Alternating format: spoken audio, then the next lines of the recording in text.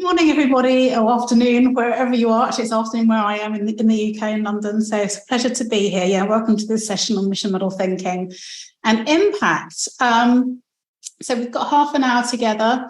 Hopefully by the end of this session, there's three things that you'll leave here with. So the first thing, we will go through, obviously, like a mission model canvas and the actual tool and what that looks like, but my main aim really is that you leave today really understanding what mission model thinking is. So not just what the tool is and how to use that, but what we mean by mission model thinking and how we can use that to help us deliver impact. And then we'll be looking as well at impact and how do you measure that less tangible concept than revenue, and think about ways that we're thinking about impact as well. Oops, sorry, I missed a slide. So, as Philippe said, so my name is Susie Bram. I've spent the majority of my career in government, so 20 years in government, and 8 of those has been leading innovation, digital transformation in really traditional, hierarchical and bureaucratic organisations. I've very much been where you are. I have some pretty deep battle scars from my time. I've had quite different head of innovation roles. The first very much around products and capability development, and the second one much more on kind of capability and ecosystem org-wide innovation. I co-founded Yellowcat in 2020 with a former colleague, Katie Careless, to really help people, I guess, like me, when I first started in innovation. It was great when I first started, like reaching out and learning more about kind of different innovation methodologies and how things were done in the startup world and talking to accelerators and VCs. But as you all know, there's quite a lot of work to do to convert that into a kind of large organizational context. It's even more hard work to sometimes convert that into a not-for-profit context. And I've certainly found, and I suspect many of you have, sometimes resistance in your organizations to some of these approaches. So that's really why I want to sort of talk about what I'm talking about today. So first thing then, let's look at what I mean by mission model thinking and how it actually helps us to create impact and value. So the key thing here really is that mission model thinking is not just about that canvas. And the tool is great, I love it, and we're going to talk about that in a minute. But it's there not just to fill in, but to help us structure our thinking and design our value propositions. And one of the biggest mistakes I see people sort of making about when I see them using the canvas is they treat it as a once and done exercise. And their focus is on filling in the boxes, and then they kind of forget about it and how to actually use that to create and deliver value. So mission model thinking is a mindset. And it's really about enabling us to harness like our creativity with some structure. And often we think of those as two opposing concepts, but really this like brings them really nicely together. And there's 4 things really that mission model thinking helps us to do. So it gives us a framework to think about every aspect of the value that we're creating, who we're creating it for, how we're going to create it, and why we're doing it. It enables us to break down that into all its different sort of component parts and really importantly, visualize it in its entirety. So like a puzzle, it helps us to understand how all the little parts fit together and create something that's viable or not. And like any sort of type of ecosystem, changes in any one sort of area of it will have an impact on the rest of the model. And so it's important that we kind of understand both the intended and unintended consequences of our design decisions. And that's something I'm going to come on to talk about when we look at impact shortly. So an important part of that visualization that mission model thinking enables us to have is it provides us with a really good and clear narrative, both for ourselves and importantly for others. And that enables us to articulate the value and impact that our organization or our team actually creates. So it helps us to sort of explain that story and how everything fits together. And although, like I said, mission model thinking helps us to structure our thinking, it's not about constraining that thinking or just putting it into boxes. It's quite the opposite. It's really about generating creativity and imagination. And thinking about how we can optimize, either existing solutions or design completely new ones. So it's really about kind of generating and harnessing that innovation. So I do want to look now at the canvas itself. And I just actually have a quick question. It'd be really good to just sort of see in the chat. If you how familiar are people either with the business model canvas, the mission model canvas, or neither? And if you could just post in the chat mission, business, neither, then that just gives me an idea of kind of how familiar people are with it. Business, lean, business. Okay. Lean. Okay. So limited. Looks like limited. And this doesn't surprise me at all. So mission model canvas is an adaptation of Strategizer's business model canvas. You can download it from their website. It's not spoken about much though. And I kind of think it's a loss. I think it's something Strategizer should push much more. Because for me, this is relevant, not just for people in non-profit context, but obviously it is because we're talking about impact rather than revenue. But I think it's also relevant for people that are focused on internal innovation projects where they're designing and delivering new tools and services that will be used for internal consumption, for example, a new marketing tool or something like that. I also think it's relevant for for-profit organizations that are mission-driven and are looking to develop, looking to think much more about their impacts and not just the viability from a profit perspective. So I think it has a lot of potential. So it sounds like there's quite a lot of familiarity with the business model. So really, I'm just going to go through this quite quickly and really focus on the differences between the mission model and the business model and kind of what I think about those differences and when I would and wouldn't sort of use them. And one of the things I love, I saw people saying the lean canvas. I love the lean canvas as well. And I often like pick and choose different parts of them. And this is the thing about the thinking, not just, sort of being stuck on what the canvas says, is that the different questions, on the lean canvas, on the business model, on the mission model canvas, just stimulate our thinking in different ways. And so, I love sort of mixing and matching and pulling out the different questions according to what the context really requires and what's most appropriate. So this is the mission model canvas. The first difference, all the differences really are on that right-hand side of the canvas. The first one really is around the use of the word beneficiaries as opposed to customers or customer segments as on the business model.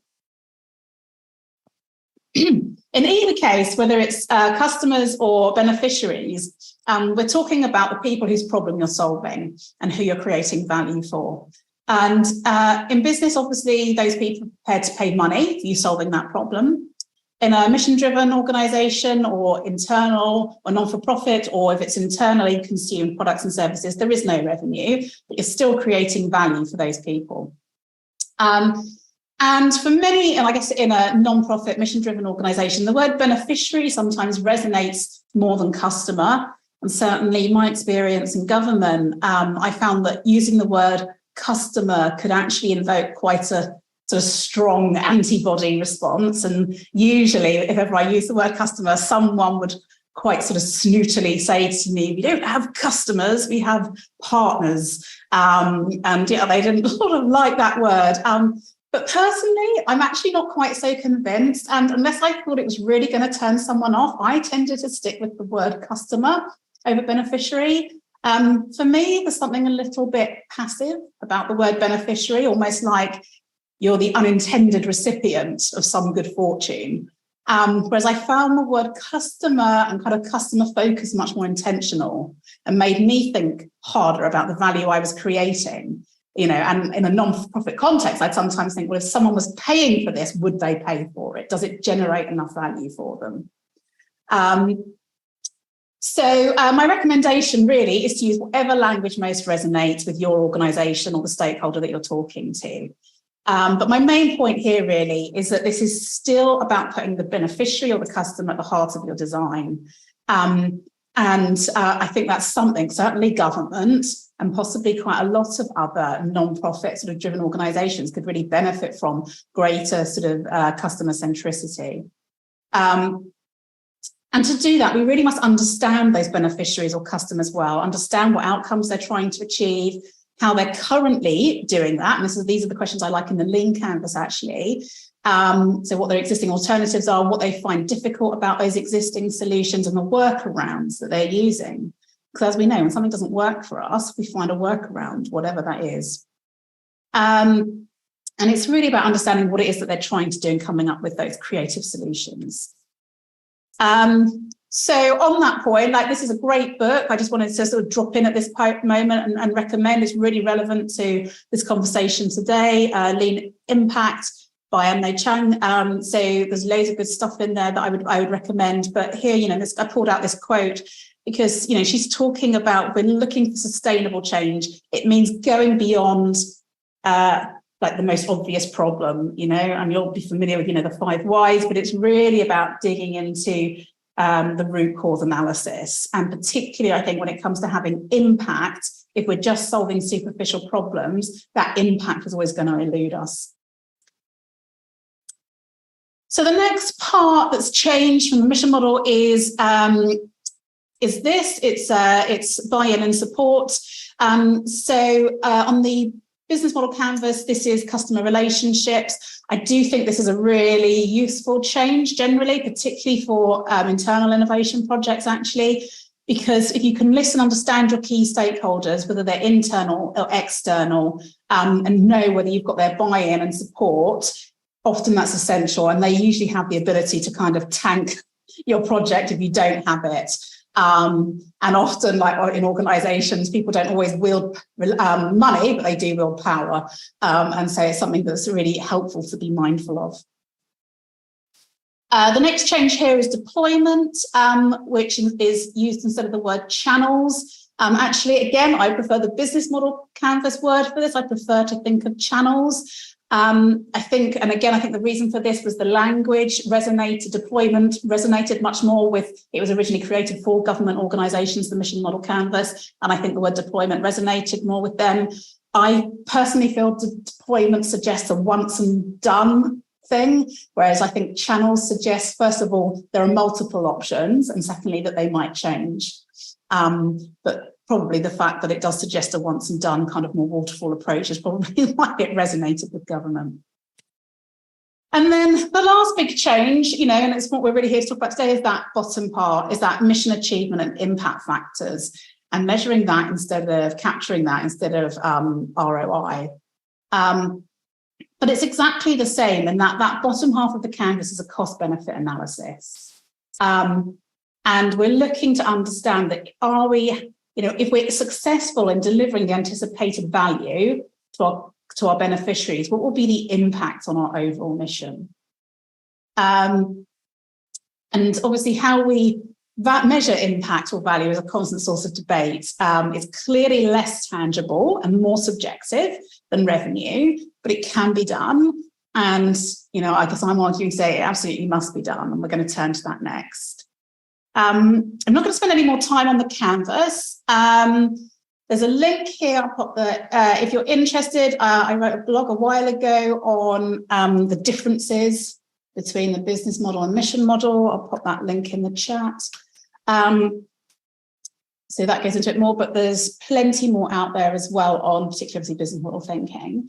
And I'd also just like to offer, if anyone has a mission model or wants to have a go at designing one, I'm super happy to offer like a 15-minute feedback session with you. So there's a link to book that if that's something you'd like to take me up on. Okay, so let's get on to measuring impact and how we can actually quantify it. Now, a number of years ago, I was leading a big multi-agency incubator, and I was in a room with one of the key stakeholders who was heavily involved in some of the technology side. And he told me about something that his team are developing. And I said to him, I was asking him about, how do you know that's going to work? How do you know that, this is going to have the impact that you want? And he said to me, absolutely bluntly, I don't know, and I don't care, but I am under pressure to deliver something in the next 2 months. and I don't care what impact it has, I have to deliver something. And like for me, like it produced a really like visceral response, because this is public money and we have a responsibility to use it wisely and for maximum impact. And I personally found that completely unacceptable.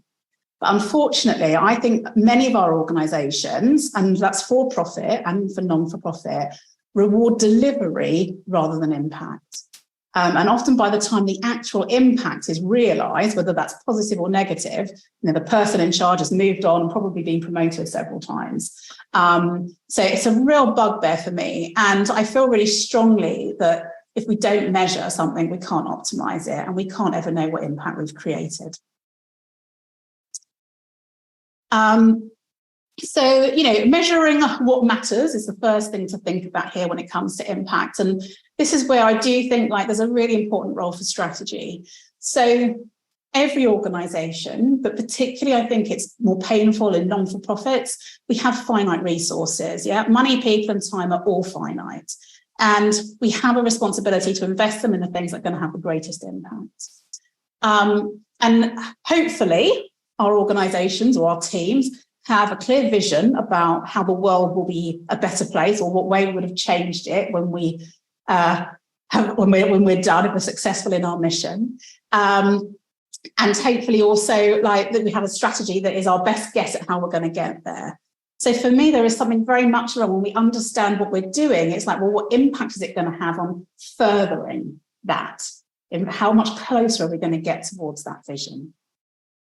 I'm going to pop another, for those that are particularly interested in strategy, there's an article I wrote with Tristan Cromer about adaptive strategy, which talks about this. I just realised I'm direct messaging Philippe there. I'll change that in a minute when I have a minute. Perhaps, Philippe, you can repost that link for me. So in terms of then other things to particularly look at around metrics. So here are a few of my ideas. So thinking about scale, so how many people is your initiative or project service, how many people might it impact? Thinking about the efficiency, how many hours is it going to save, and what can those hours be better used for? Thinking about the speed, so how much faster can we reach our desired outcome? The accuracy, so is there a significant improvement there in the quality of what we're doing or not? And then one of my favourite ones is really about trying to measure behaviour. So often when it comes to impact, we're managing really intangible like shifts in kind of attitude and things like that. And what we need to look for and think about are what are the indicators that shift has happened or is starting to happen, and therefore what behaviours would we expect to see, and finding ways to metricate those. I also think when it comes to impact, it's important to think about the cost of inaction, and is there a way that we can quantify that? Here's just some quick examples of different impact metrics. So I'll just let you have a quick look at those, but there's an example around like the desired impact that we're after and how we might measure those. So again, I would set like leading and lagging indicators for these, so you know if you're on the right track or not, and then you can adjust what you're doing and your strategy as you go. In terms of metrics, I'm going to recommend a course, again, actually by Chromatic, called Innovation Accounting. And if that's something you're interested in, I spoke to them this morning and they said just email Megan there with the code Susie and you can get a discount on their course. But it's really good, and it does look at impact metrics as well as in a profit context. And then the last thing I wanted to bring to your attention around impact really is exploring unintended consequences. So this is really similar in a way to using like the 5 whys when you're doing like problem diagnosis. But it's about, obviously there's a desired and expected impact consequences that you're looking for from something. But it's important to think about also the unexpected consequences, some of which will be positive, some of which might be negative. And then looking to get more data around the likelihood of those consequences. So just as with the mission model or business model, we use it to de-risk desirability, feasibility, and viability. We can also, I think, with these types of questions, look at it to de-risk sustainability. And again, it's not about completely removing or eliminating risk, but it's about actually using these questions to prompt our thinking. And so we are considering both the unintended and intended consequences and making a decision whether we move forward or not in light of those. So just to end there, we've got like 8 minutes left for questions. But you are all here. You're attending this session. You're attending this part of Innov8rs because you care, I assume, about the impact that you have. Hold yourselves accountable for that. So when I talked about strategy and vision, often that is lacking in our organisations. Develop your own. Quite often organisations aren't going to hold us to account for the impact we're having. Hold yourself to account and have the impact that you want. Thank you. Over to questions. Super. Thank you, Susie.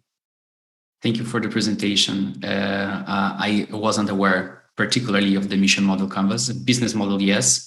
Didn't know the strategizer was on that.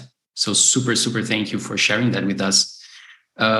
You mentioned in the beginning, Susie, you have 20 years of experience with governments, and that make me think like, how aware are governments nowadays of this tool? I mean, specifically the mission model canvas, and within your experience, how it helps if you have a project with in a consulting company trying to sell to or try to create and help governments. Do you think this is a way that could facilitate the communication using this framework? So it's increasingly familiar. So in terms of government, I mean, it came out of some interest, particularly in kind of lean startup methodology and adoption of those methods in parts of the US government. And Steve Blank, obviously is one of the godfathers of lean startup, worked with some colleagues of mine actually in the States and Alex Osterwalder to redesign the mission model. It is pretty well adopted, actually. Of the articles I've written, that one is probably my most read and a most internationally read article as well, which I find really interesting. I do feel like it's like information around it, like there's not a lot out there, which is one of the reasons, again, I wanted to talk about it today, because I think it has so much potential. So I'm quite used to seeing it used in government. I would not say it's widely adopted, just as I would say good innovation practice is not widely adopted in government generally. But there are obviously pockets of it, and I would expect to see them using, mission model canvases in those areas. But I guess I sort of feel strongly about its application more broadly than that, in both a for-profit context and in other non-for-profit environments, because I think there's a greater emphasis, and I think, thank God, like younger generations are focusing much more on impact, and it's not just about the profit. Mm-hmm.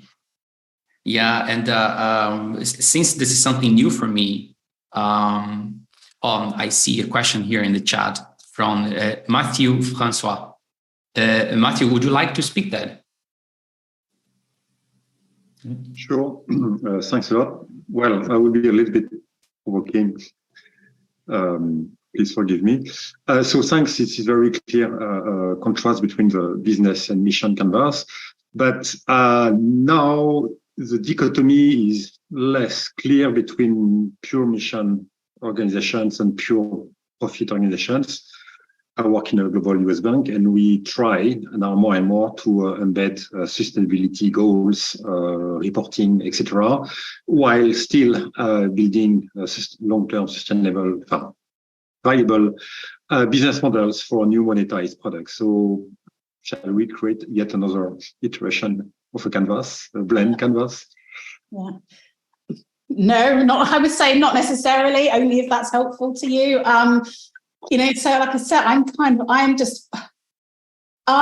someone who likes to have a lot of tools in my toolbox, and I like to see like what is the context, like what's the situation, and which ones do I pull out, and I do like to mix and match. And I guess the key for me is like, I don't know if I need another canvas, but I love like pulling out different questions from them because they stimulate the thinking. And for me, some of those questions, particularly around unintended consequences and thinking about that from a sustainability, like how does that fit with our sustainability goals?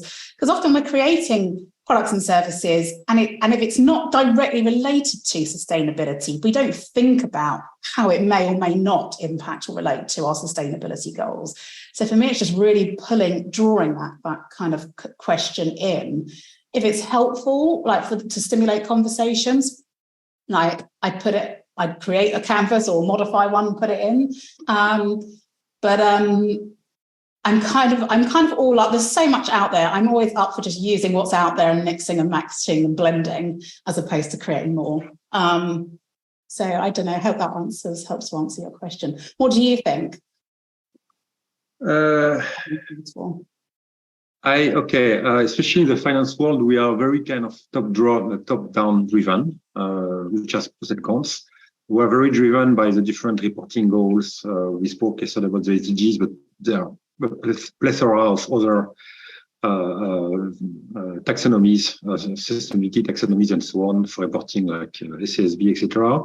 So we could embed them just as some of the key metrics that we need to achieve coming back. So that would be my twist.